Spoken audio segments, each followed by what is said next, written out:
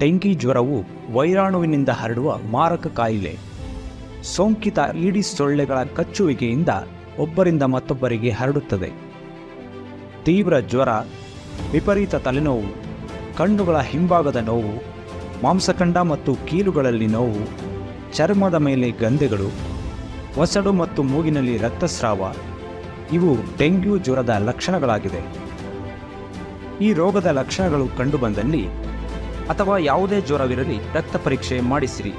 ಹತ್ತಿರದ ಸರ್ಕಾರಿ ಆಸ್ಪತ್ರೆ ವೈದ್ಯರ ಸಲಹೆಯಂತೆ ಚಿಕಿತ್ಸೆ ಪಡೆಯಿರಿ. ನೀರನ್ನು ಹೆಚ್ಚಾಗಿ ಸೇವಿಸಿ. ಸಾಧ್ಯವಾದಷ್ಟು ವಿಶ್ರಾಂತಿ ಪಡೆಯಿರಿ ಹಾಗೂ ತಪ್ಪದೆ ಸೊಳ್ಳೆ ಪರದೆ ಉಪಯೋಗಿಸಿ. ರಕ್ತ ಪರೀಕ್ಷೆ ಮಾಡಿಸದೆ ನಿರ್ಲಕ್ಷ್ಯ ವಹಿಸಬೇಡಿ. ಸ್ವಯಂ ಚಿಕಿತ್ಸೆ ಪಡೆಯಬೇಡಿ. ನಿರ್ಜಲೀಕರಣ ಹೊಂದಬೇಡಿ. ಶ್ರಮದ ಕೆಲಸ ಮಾಡಬೇಡಿ ಹಾಗೂ ಸ್ವಯಂ ರಕ್ಷಣಾ ವಿಧಾನಗಳನ್ನು ಮರೆಯಬೇಡಿ. ನೆನಪಿರಲಿ, ಎಲ್ಲ ಸರ್ಕಾರಿ ಆಸ್ಪತ್ರೆಗಳಲ್ಲಿ ಉಚಿತವಾಗಿ ರಕ್ತ ಪರೀಕ್ಷೆ ಹಾಗೂ ಚಿಕಿತ್ಸೆ ನೀಡಲಾಗುವುದು. ಡೆಂಗ್ಯೂ ನಿಯಂತ್ರಣ ಕ್ರಮಗಳು ಹೀಗಿವೆ.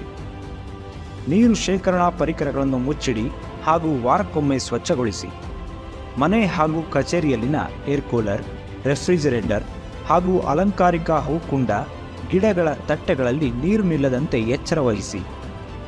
ಮನೆ ಕಚೇರಿಗಳ ಸುತ್ತಮುತ್ತ ನೀರು ನಿಲ್ಲದಂತೆ ಎಚ್ಚರ ವಹಿಸಿ ಹಾಗೂ ಘನತ್ಯಾಜ್ಯ ವಸ್ತುಗಳನ್ನು ಸೂಕ್ತ ರೀತಿಯಲ್ಲಿ ವಿಲೇವಾರಿ ಮಾಡಿ. ಸ್ವಯಂ ರಕ್ಷಣಾ ವಿಧಾನಗಳನ್ನು ಅನುಸರಿಸಿ. ಸೊಳ್ಳೆ ಪರದೆಗಳನ್ನು ಉಪಯೋಗಿಸಿ.